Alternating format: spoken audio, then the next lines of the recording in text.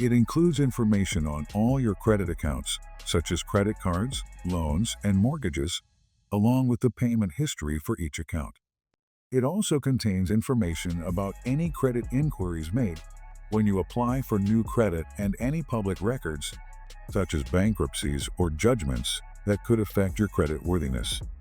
It's important to regularly obtain your credit report from the major credit bureaus, Equifax, Experian, and TransUnion, and review it for accuracy.